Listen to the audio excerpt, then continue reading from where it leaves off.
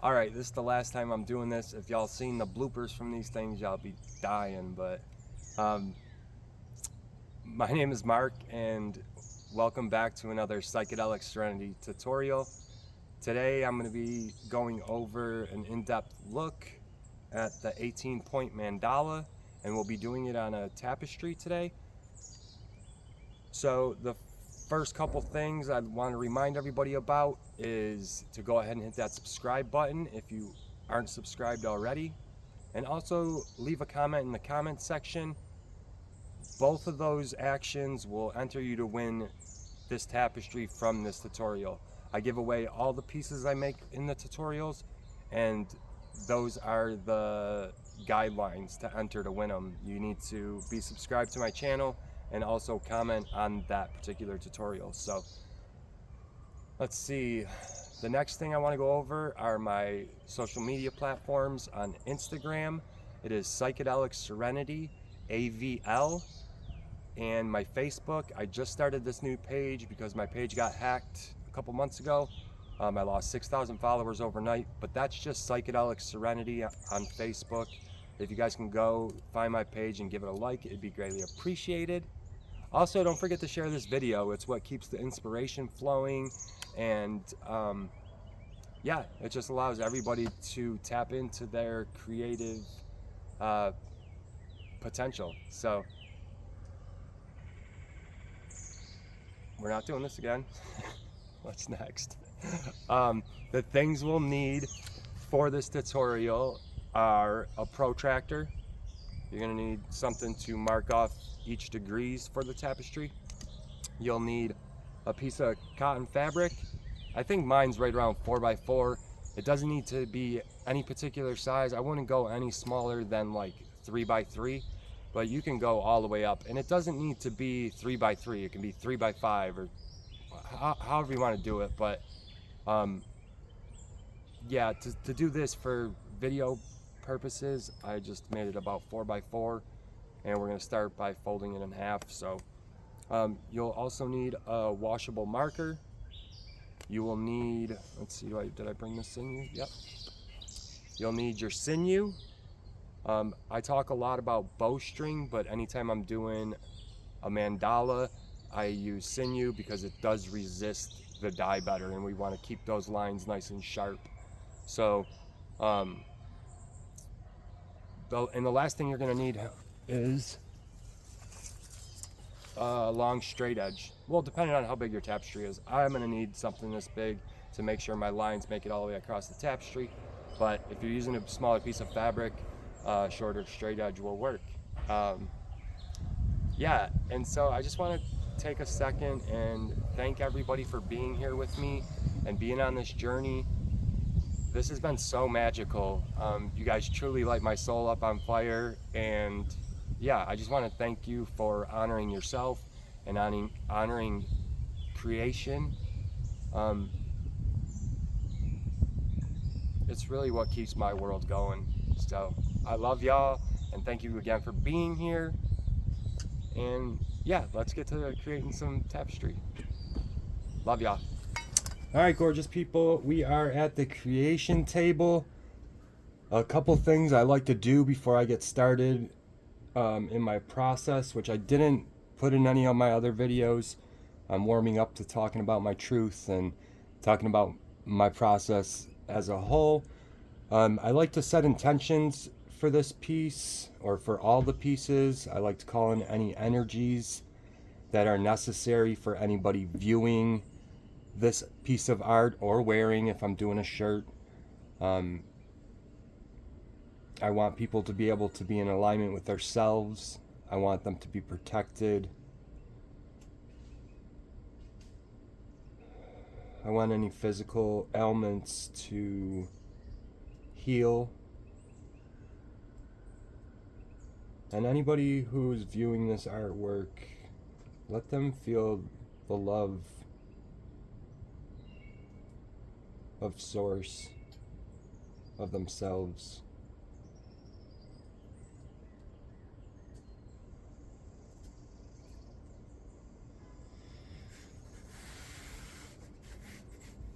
And another little thing I like to do as a little breathwork exercise. Sometimes I go deeper than this, but we're going to do 30 breaths in and out. We're going to fully take the breath in, and if we take the breath all the way in, the out breath should take care of itself. And then after the 30 breaths, on the last breath, I will indicate when that is, and we will breathe out all the air, and then we go into a breath hold. And you just hold your breath for as long as you can here. And once you can't hold it any longer, you take another breath in, hold it for 15 seconds, and then we'll release that and just sit until we're ready to drop into the creative space. So y'all can fast forward this or join me, but this is something I do to get my human out of the creation process. I like to be a vessel for spirit to work through me. So we'll start in 3, 2, 1.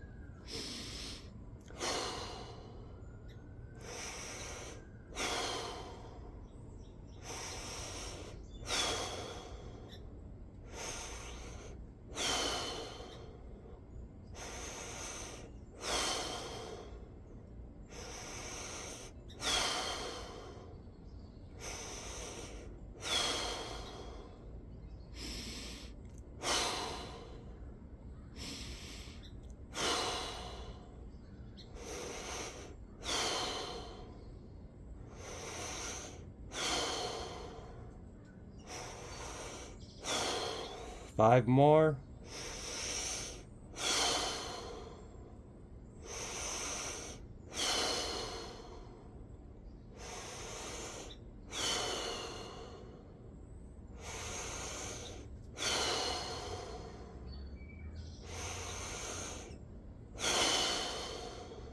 Last one, and release and hold.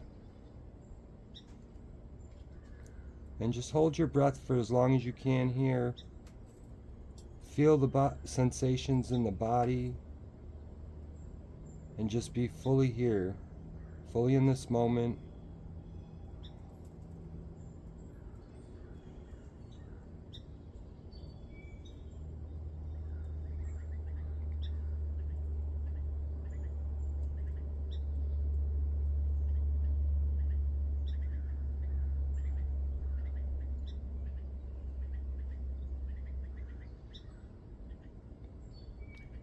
And if you can't hold it any longer, you could take a deep breath in. Hold that for 15 seconds.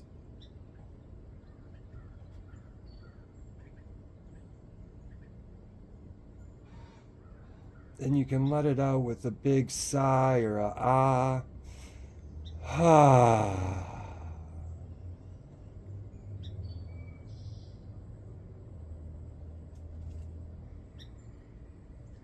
Let your breathing return to normal. Use your breath as an anchor to keep you in this moment and to keep your head out of the way, to keep the distractions of this human experience out of the way as we rest in the creation space with our higher selves, with Source, and with everyone, because we're all one anyways. Alright, thank you for anybody who joined me on that little excursion into the soul. Hopefully you're a little more present with this video, a little more present with your art.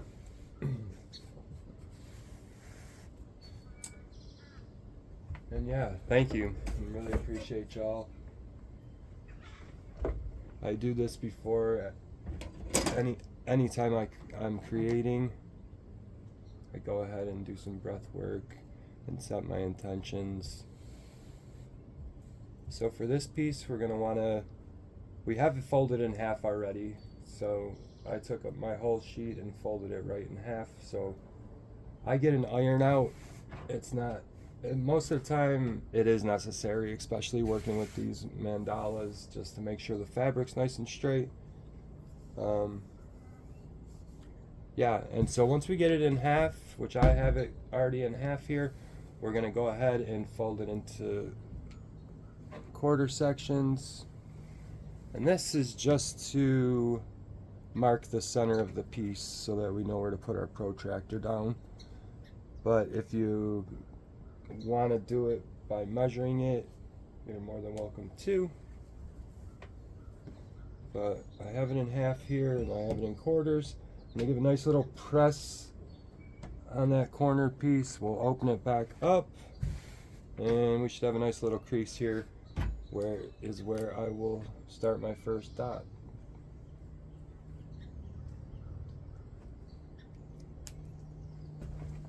Y'all see that? Let's see. Yeah, y'all can see that. Alright, so we have our center point here. We're going to take our protractor, and how I get my 18 points or 12 points is that you'll take 180 and divide it by 18. And what you'll come up with is 10. And every 10 degrees is what we want to mark off.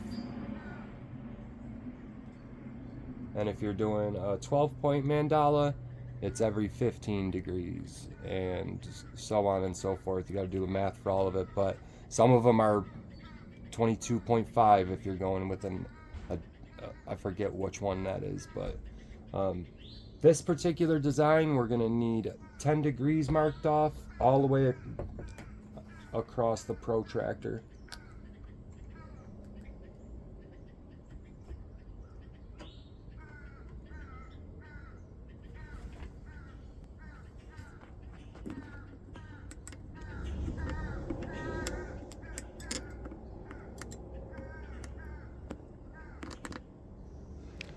I also want to warn y'all, this explanation gets a little complicated, but if you stay with the video, it gets easier and easier to understand because I repeat myself a bunch of times, so just hang in there.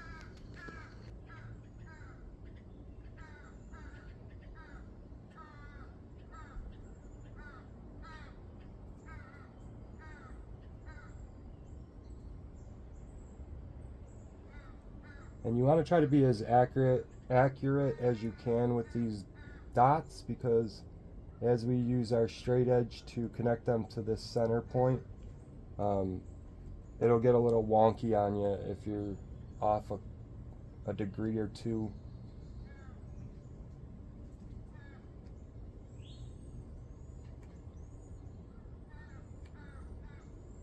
And I just want to be clear, this is how I do an 18-point mandala. There is, or any mandala, there probably are other ways to do it. There's probably more efficient ways to do it or more accurate ways to do it, but this is how I do it.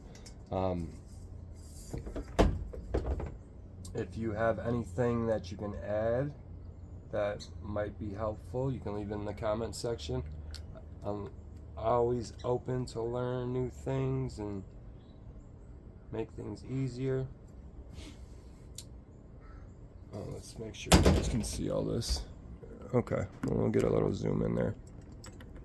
You can see I have the dots marked off. That's every 10 degrees. And you can see my center point right there. Right here. And what I'm going to do, and I'm just going to do a couple up close and then I'll zoom out so you guys can get the idea of what's going on here. Sorry about this camera work, it's a little wonky today. So here's my center point for where we folded in quarters. I'm gonna line that up, and then literally just drawing a line down the center of the fabric. Boom. And then same thing with the next one. And I like to take the tip of my marker. It's going to get a little thick down here because your marker is going to start bleeding all over, but I like to put my tip of my marker, line my straight up edge that way, and this way I know I'm hitting the right spot here.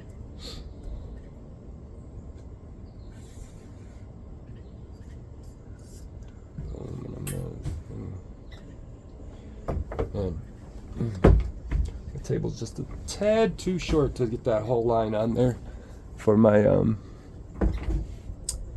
show y'all in a second, but so yeah, as you can see, and we're just gonna go through and do that. I'm gonna zoom out so you guys can see the whole piece now, but yeah, basically we're just gonna go ahead and connect these dots.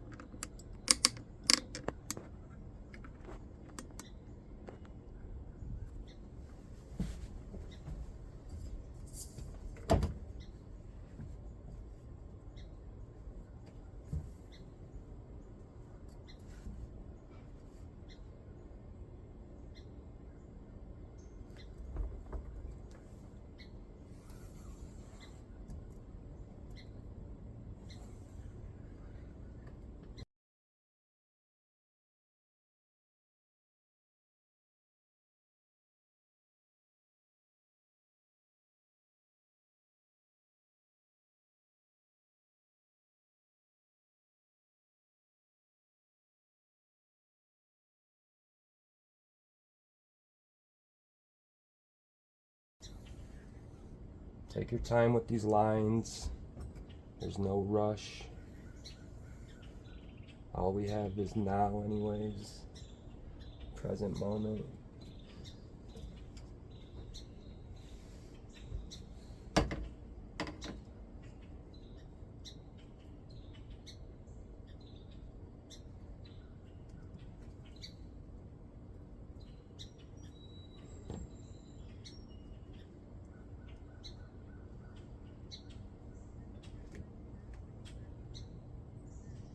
The future just never comes. When it does, it's always now.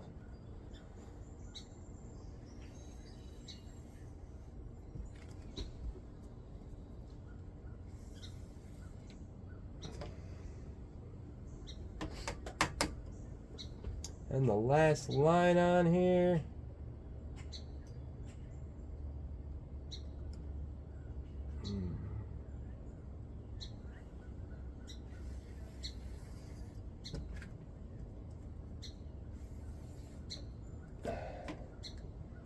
Man, that's satisfying, huh?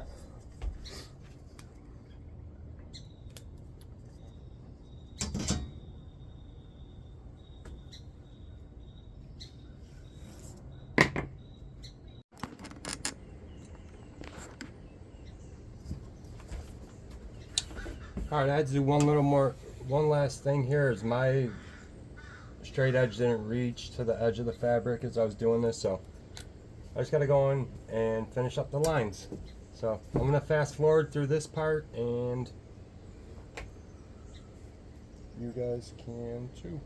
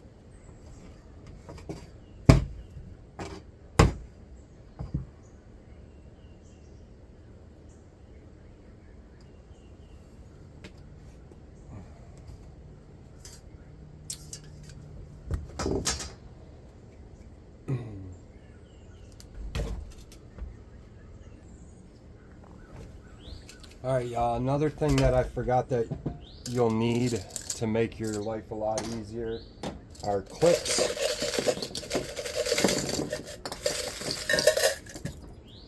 Alright, these big ones are going to be needed.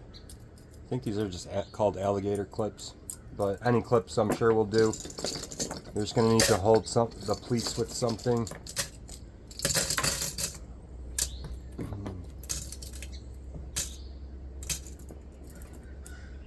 Set those aside for a second. And let me make sure we're recording. Yes, we are.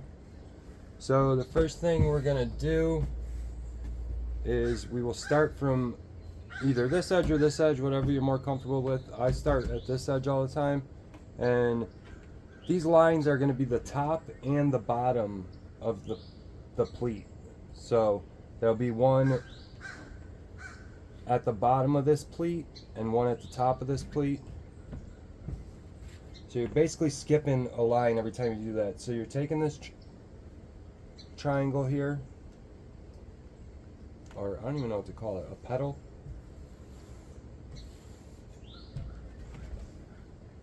This here, you're basically just folding your edge up to the, let's see, second line. You're gonna 1, 2, and this edge will come right to the second line.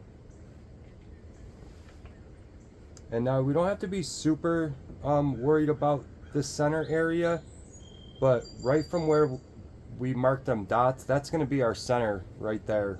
That's what I usually go by. You can make them bigger, you can make them smaller, whatever look you're going for, or you can switch it up.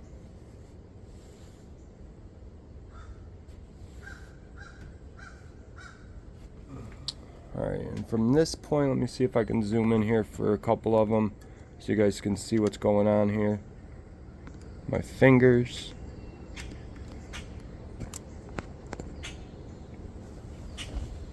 So now what I do is I take my hand under the fabric and I'll push up a little bit, and that'll start the crease. And I'll grab it right there. And now we want to take this line that we're pulling up and we're going to go to the fourth line, which is, you're just skipping one line in between each one. So once I got that folded up like that, then I can take my other hand and guide it all the way down the line. And I'll zoom out so you guys can see what I'm talking about.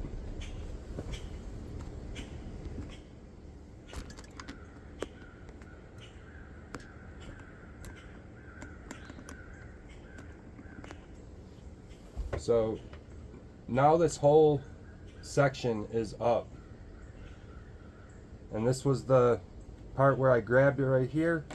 And then as I came up, this line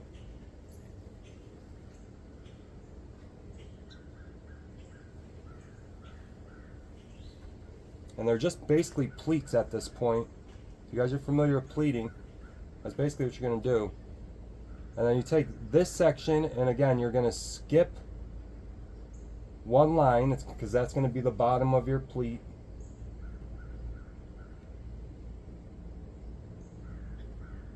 And you're going to come to the next pleat up, or next line up.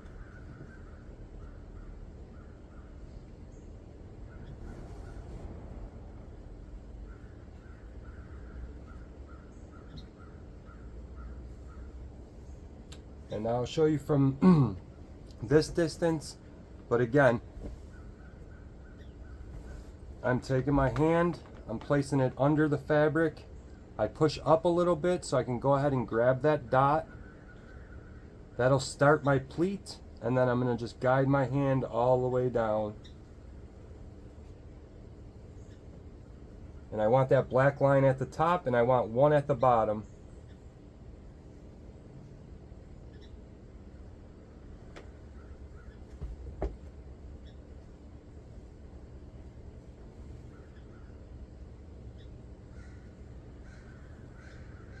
And again, we're just going to go up to this next line.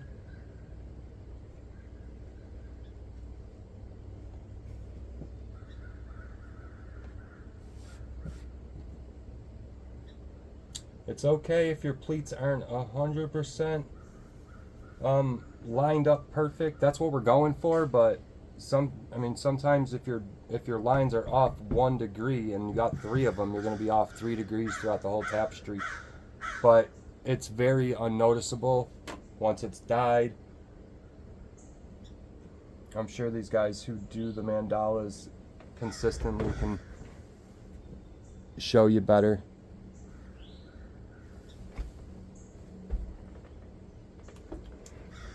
So again, we put our hand under, we lift up, got that dot that we're going to squeeze,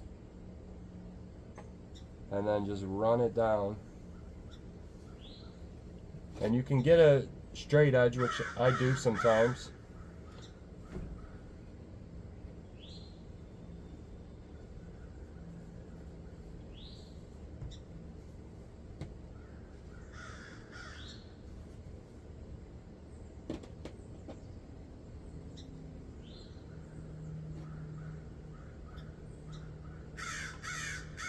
And the smaller the piece of fabric, the easier this design is going to be to work with. Especially if you're just starting out for first time doing this. Maybe start out with like a 3x3. This is probably a 5x5. I said 4x4 when I was doing the opening, but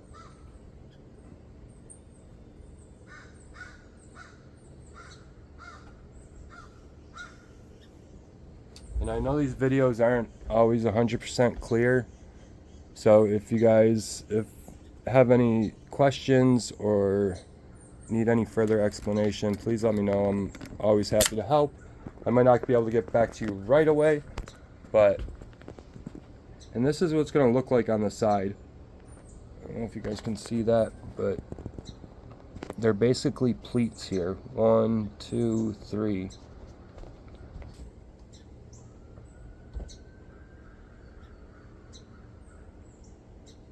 See, and if you wanted to use a straight edge, which I'm going to utilize that, you can take your straight edge and line it up with one of the black lines. That needs to be at the top. And you go ahead and pull that up. And then just make sure your line's on top.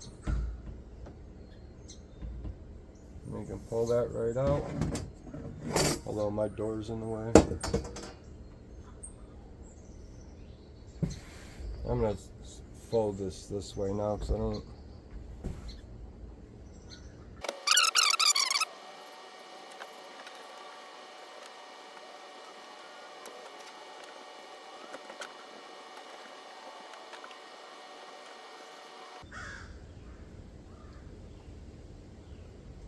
And again, get them close, but they don't need to be perfect, so we are going to go in and readjust, and as we readjust, we'll clip them so that it stays where we want it.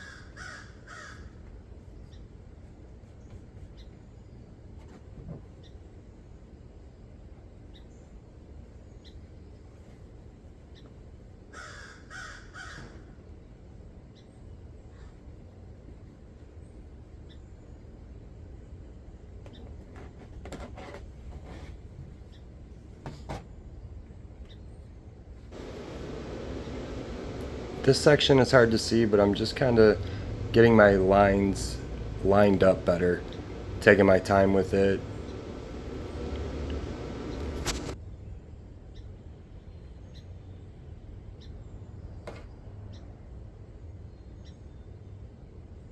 And at this point, I think I'm going to flip it over. And be a little more finesse than I was with that. And all we're going to do is pull this section back, and we're just going to look for our lines here. There's going to be 2 more folds we got to do.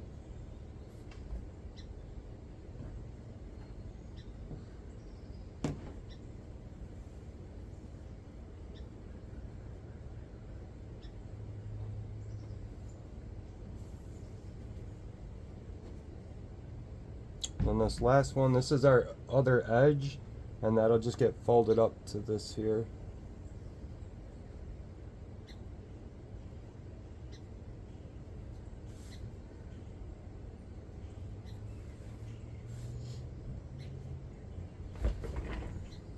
Alright, so at this point, I'm going to go ahead and clip the back end of this. I'll probably clip the top so that it stands. We want to be able to see our lines here, so make sure that you have your top showing.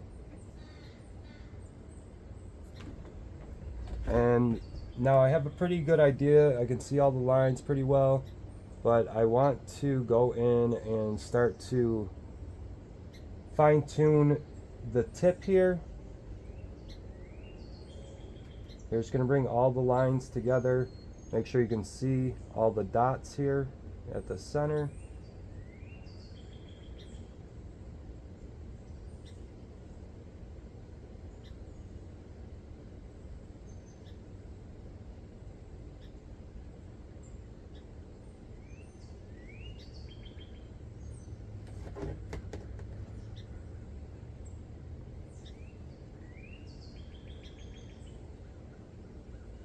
And I'll zoom in for this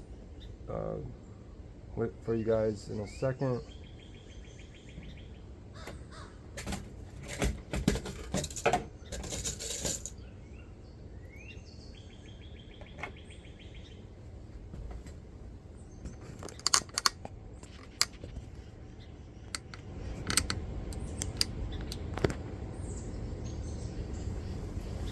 All right. So as you can see, I have all the dots lined up, and I'm just going to clip that off and then start working my way up this piece to make sure all my lines are pretty straight.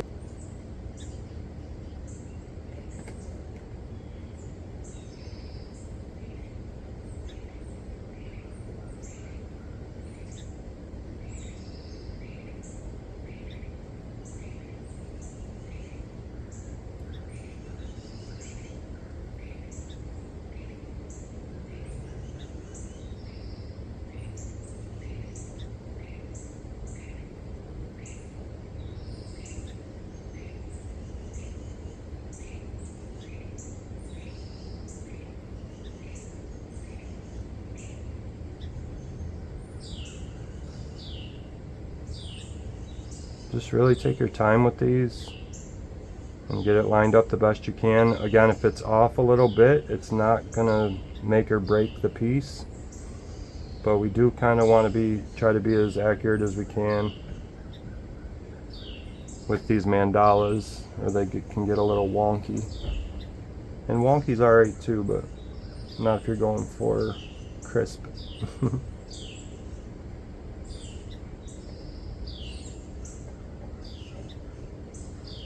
So I'm just going to grab another clip here.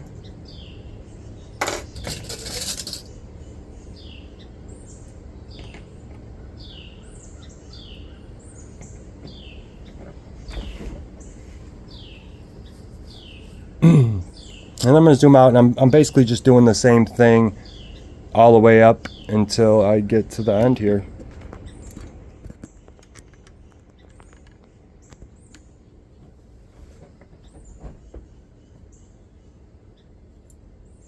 Take that clip out so I can have some movement in the fabric.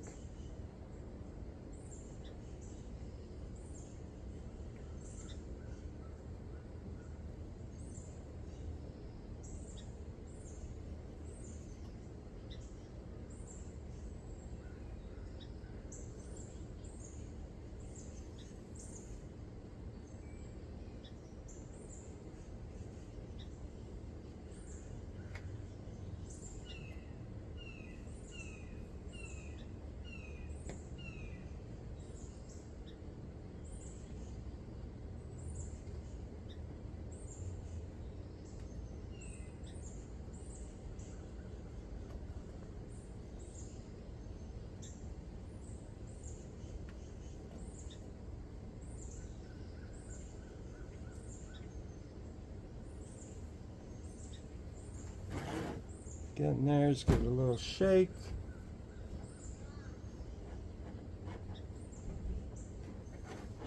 Stand it back up on its side here.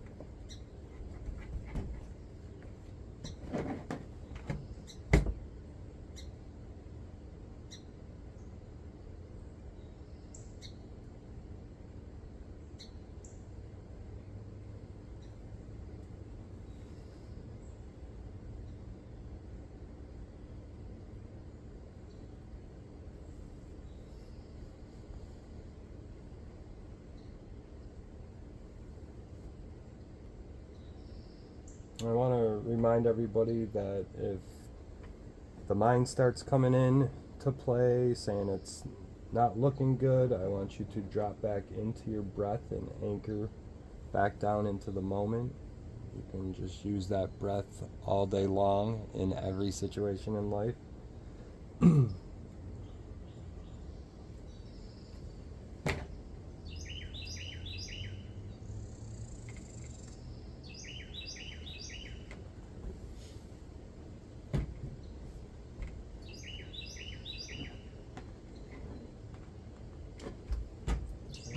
And I think that's where I'm gonna end this clip here.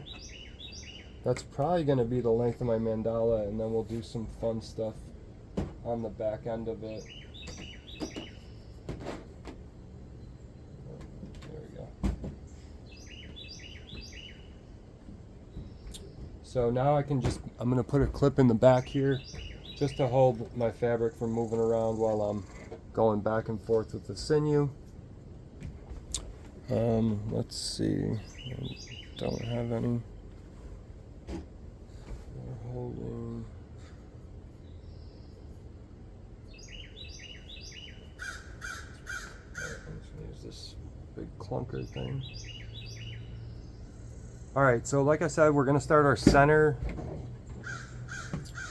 where our dots are. So that's going to be our first line right there. Is this one here. And I like to pull the sinew towards me. I found that like pulling this way is a lot more difficult than pulling towards you with these. And to get mine started, you can tie a little slip knot, but I typically just wrap it 3 times and then usually it's pretty good after that. But I start by just putting, let me get this, get you guys zoomed in. So I start off by holding right by the dots there.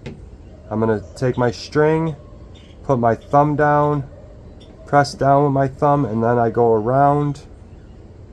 You gotta get that thumb out of the way for a second. And I'm not pulling hard at this point, I'm just kind of working it into place. And then once I get it around 3 times, that's when I can give a nice big pull on it.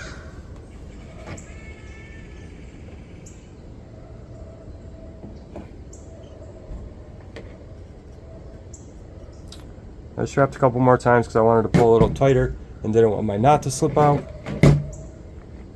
But yeah, that's your first tie.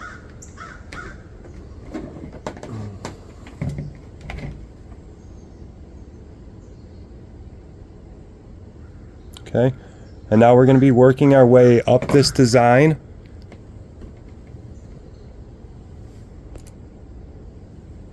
And we're going to be doing a zigzag pattern, so it's just going to go back and forth, and you're going to have to flip this back and forth. This is why we want the clips to begin with, is because if you're doing this without clips, your pleats are going to come out any which way. So let's see if I can do this. Alright, so the next part I want is going to be coming up to a diagonal,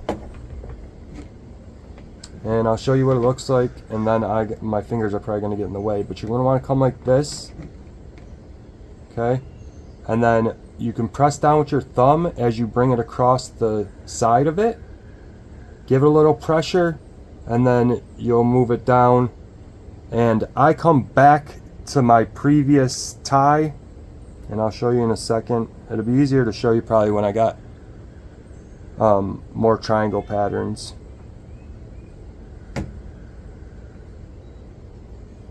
And then I go around twice more with my first line.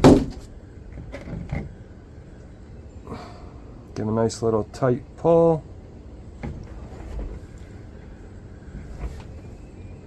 And now we got our first little petal on the mandala. And from this point, we're going to take the shirt or the tapestry and flip it over, because again, I want to be pulling towards myself. It's just way easier to control the string for me. So yeah. All right, so again, this is our second triangle, and we're going to put our thumb on that, come across the side of that, and then on the back end we make that same diagonal. Okay, and if you flip it back over, you'll have access to the first diagonal you put on, and that's what you want to wrap it around first. And then you come back up the front and come back to your first. So we're going around, okay, and then we're coming back around the first one. So diagonal, around, and then down back your first one. And after that, you can make your move back up to your original motion there.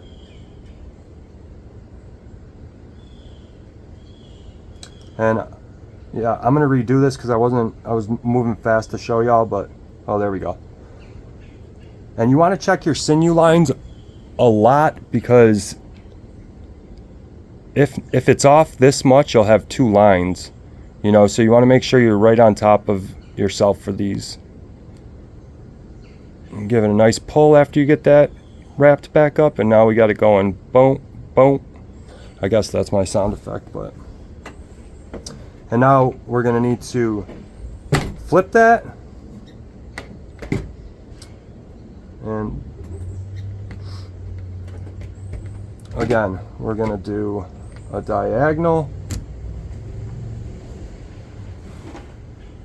do a diagonal, and then you come around to this section. Okay, so diagonal, come around to this section, and then your next ones are going to be up through here again. But I'm going to redo that. I just wanted to show you. I'm watching the camera as I'm doing this, so.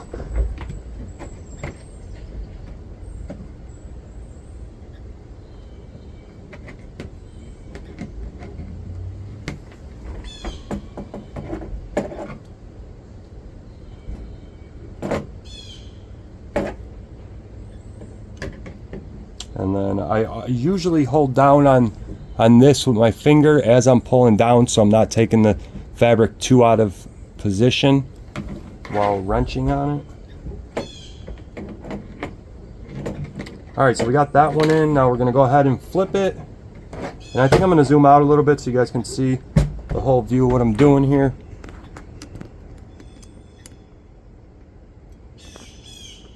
Alright, that should be good.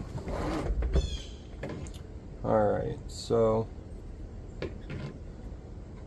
we're going to do the diagonal, and I usually hold mine down like this until I get the diagonal set. I'll pick it up, wrap it around the center, and then back up to the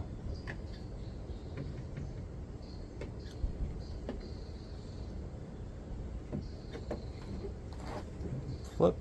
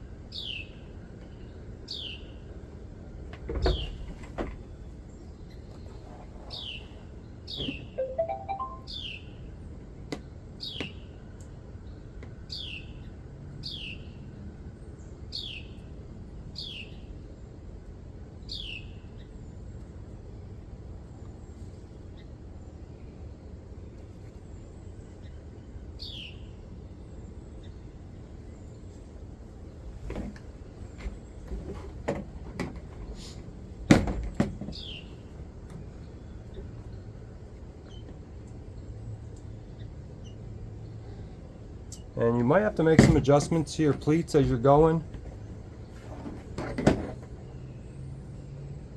Just make sure all the edges are lined up and you should be good. And again, if they're off a little bit, it's not a big deal.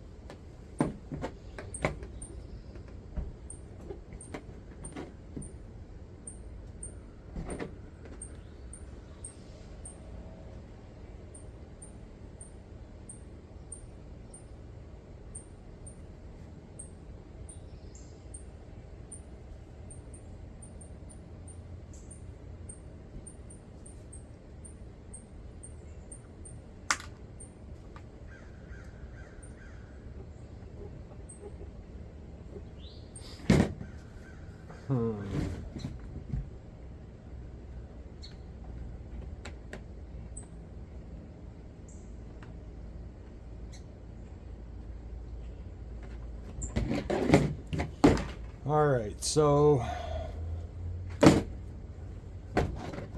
these mandala tapestries are a little tricky once it starts getting to the wider sections because the material wants to fold over and bunch up.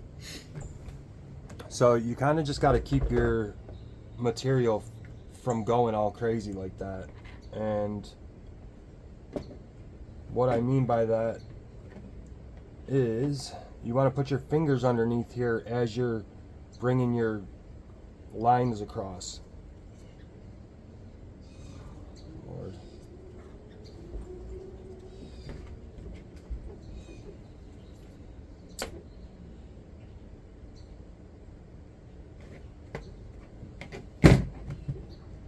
Alright, and then from this, now we got 1, 2, 3, 4, 5, 6, 7, 8, 9, 10, 11, 12, 13, 14, 15 sections.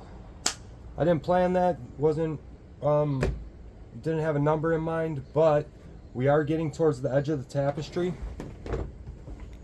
Right here, which is the end of the tapestry in some spots, and then up here it's also a different section.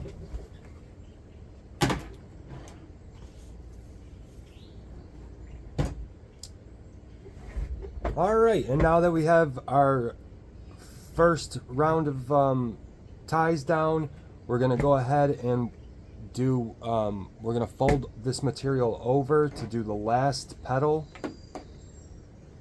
last series of petals. And you want it on the diagonal you're going to tie at. So we're going to be tying like this. I want this to fold over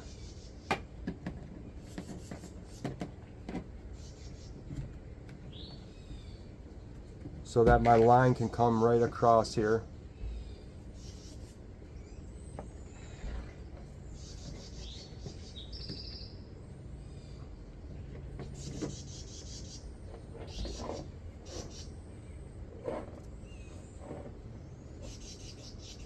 Got a nice tight pull.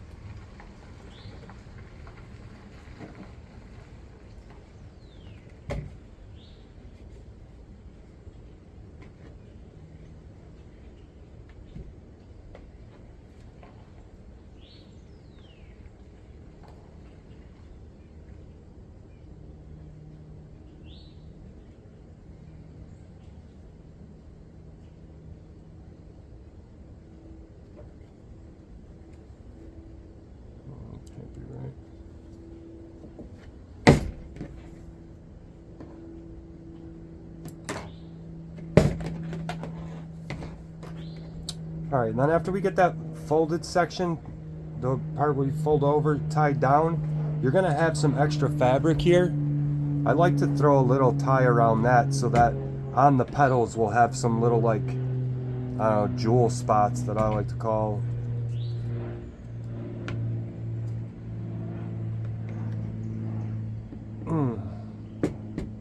And I usually go around 3 times with the sinew and then pull tight before I go ahead and go on to the next section. So what we're gonna do from here, I suppose, I didn't really have any plans for this. I haven't done many of these, but I felt comfortable enough. Hopefully my description and visuals were enough to keep y'all in aligned with this design. Yeah, so for the remaining portions, what we're going to do is just fold it up and tie it very intuitively. You know how I like to let go a little bit, so that's what we're going to do here. And you're just going to make sure all your sections are staying together. And if they come undone, that's alright too. It'll be cool either way.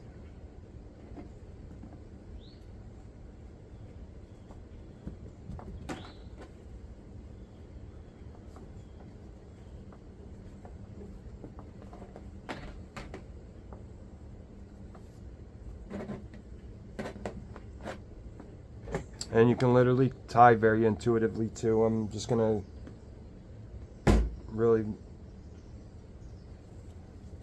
just go with it, go for it.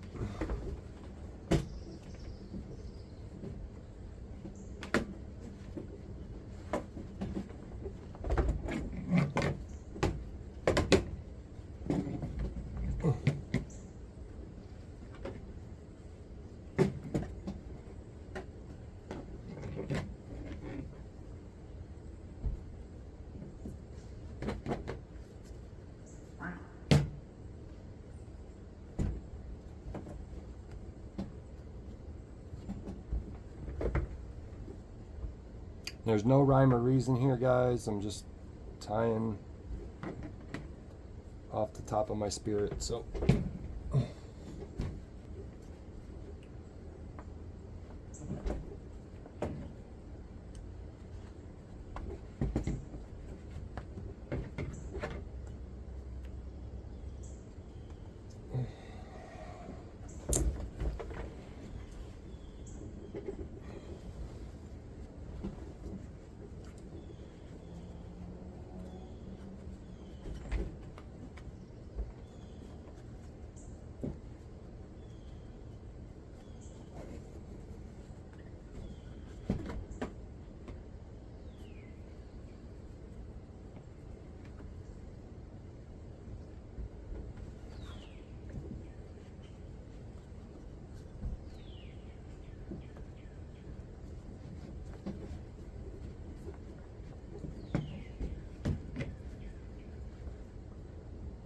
hey, Mr. Squirrel.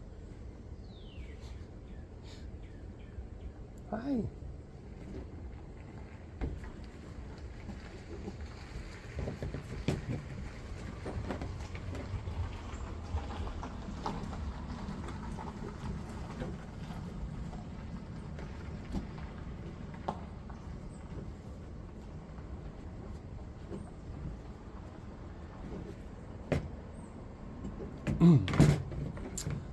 All right, now we have one more thing left to do, and that's go and tie up this tip here. And we're just gonna work our sinew all the way back down our diagonals until we get to the center, and then I'll show you what we're gonna do then. Man, I feel like this video has been very choppy for me, so I apologize if I'm not explaining things very well today. This is a little more difficult design to explain when you're not showing someone in person, and you can like, I'm not sure, it's different for whatever reason, but hopefully you got enough from this. And again, if you guys need any more questions answered or have anything to add that would help make things easier for everyone, please let us know in the comment section.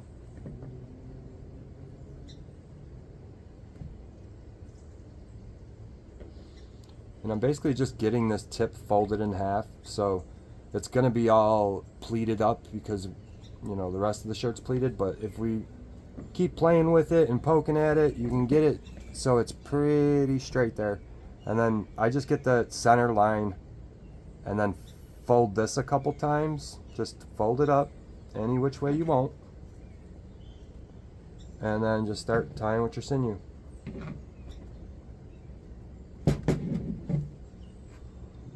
Don't get it too tight, you'll end up with a lot of white, or unless you like white, then tie it as tight as you can get it.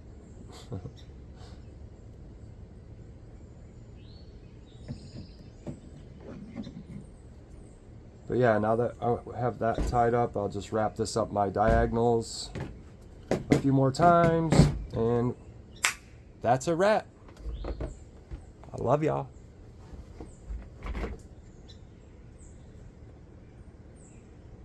See you in the dye studio. Well, we're here at the dye table. The weather might come in hot, might have to switch locations here, but for now we're gonna rock on the porch. And we're just gonna give a little spray down with water to break some of that surface tension. I found with mandalas, especially like smaller ones, the needle nose bottles are the best. I don't have any currently right now, so I'm just going to use my pipette droppers. It's what I typically use to liquid dye with. And I think we're just going to keep this one nice and full of rainbows. So yeah, we're just going to alternate colors, and you can feel free to use your intuition and go any which way you'd like. So this is just how I dye my particular mandalas. I'm going to start with the center point here. And if you're interested, I have a complete tutorial on how I mix my chemical water or magic water and all my dyes, and I'll leave the link for that in the description of this video.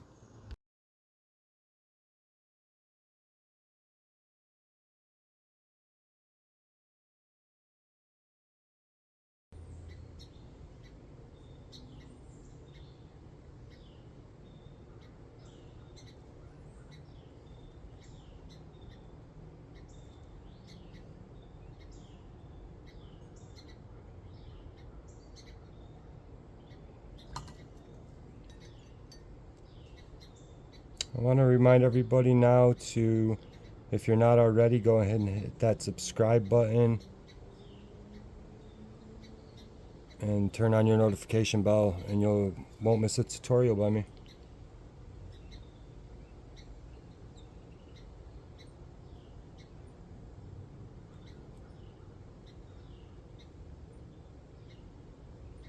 And you want to be patient with these because you don't want your dye to spread onto the next section, so make sure you're taking your time with these.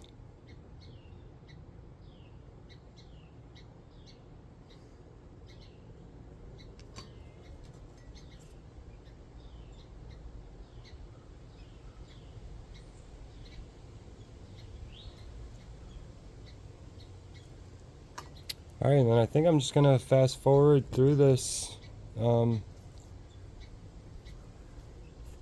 And like I said, I'm just going to be alternating colors, so there's no rhyme or reason to it. I don't have a particular order that I'm going in. Just trying to pick colors that look good next to each other.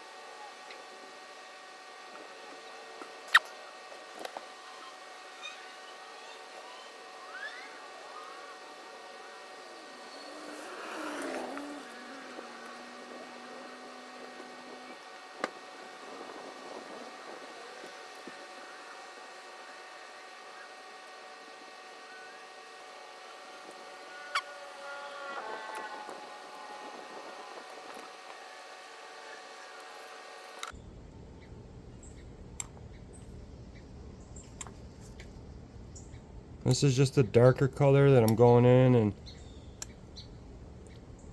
shading with.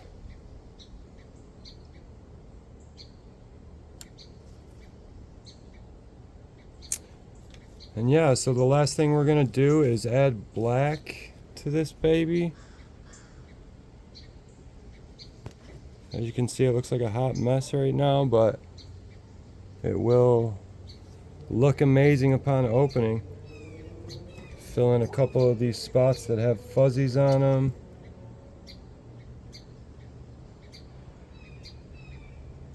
Looks like the weather held out. So now I do always use my needle nose for my black dye, application because I don't want to, me personally, don't want to have too much black in it, especially when I'm doing with mandalas, because you just want to put a little dot on each petal. So the center, I go and add a little bit on both sides, and then this is the tricky part, and I'll see if I can get it up close, but you just want to run your needle nose and just squeeze enough out.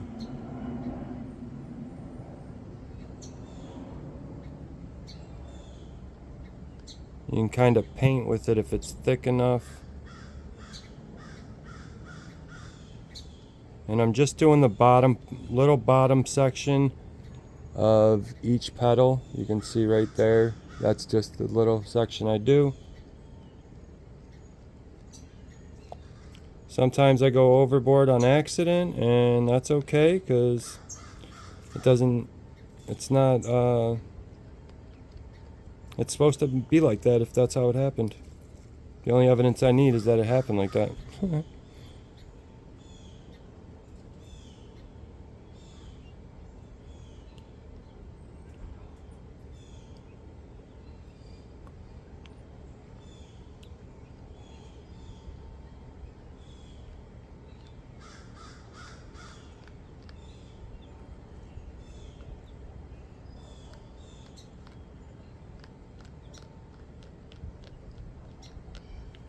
Got a little carried away on that one. And then we're going to do the body too, and I just kind of go crazy with it, and just randomly I try to stay away from my super bright colors like yellow and orange, but if it gets on there, it's okay too.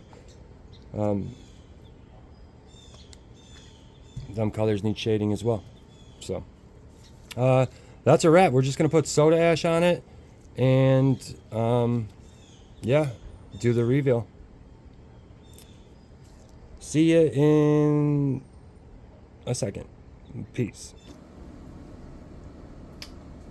Alright, so now we're at the soda ash, the pariah method portion of this video, and we are going to need a half a cup of soda ash, 200 or 400 milliliters of water, boiling water.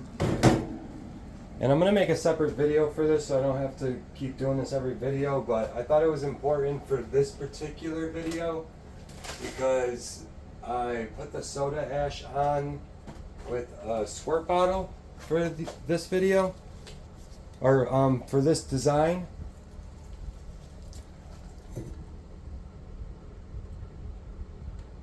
Because I don't want to over saturate the mandala piece of it. So we'll take our soda ash. I was just rinsing the bottle out for that last time. I got my 400 milliliters of boiling water. We'll stir that half a cup of soda ash in there.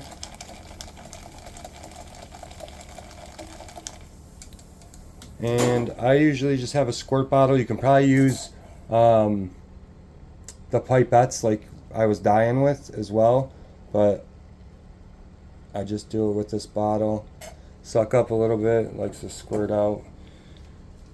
So, and then just, you need a lot less soda ash than you think you do.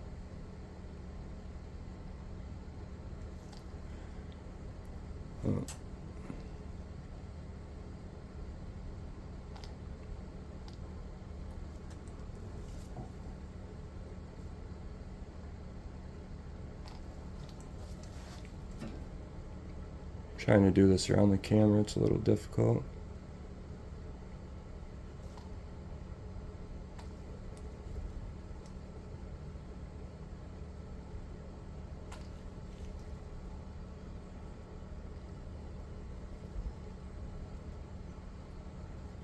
Now, what side did I do? Oh, I missed. I don't think I got to do this side.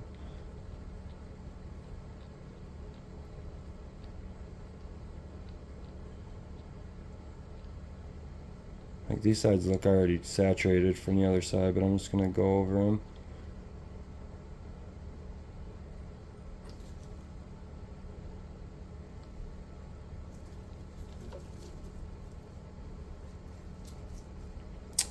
Alright, and then for the bigger portion of this, I'm going to use this pour bottle. And again, I'm trying to be gentle with it.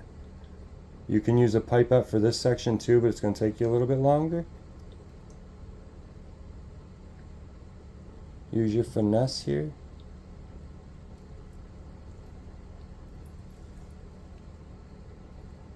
And I should have a mask on, but I'm talking to you guys.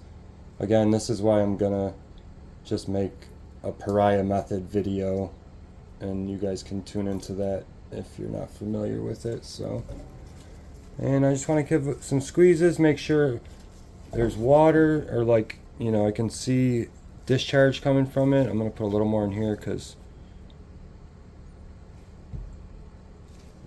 I can use it.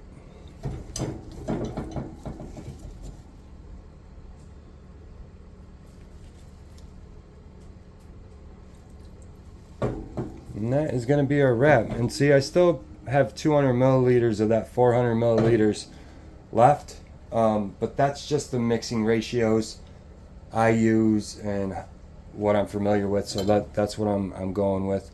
And this can go and get put right in a bag. A Ziploc bag or grocery bag. For these bigger tapestries, the 2-gallon bags work really well. And so we'll let this sit overnight, and I will rinse it in the morning, and we will have a tapestry to reveal. I love y'all. Peace. Alright, beautiful people, and here is the final result of the 18-point Psychedelic Tapestry. I hope everyone had fun. I want to thank everybody for showing up for yourself today and showing up for creation. I can't tell you the gratitude frequency y'all put me in. So I appreciate every last one of you being on this journey with me. And I love y'all. Be sure to share your results. Peace.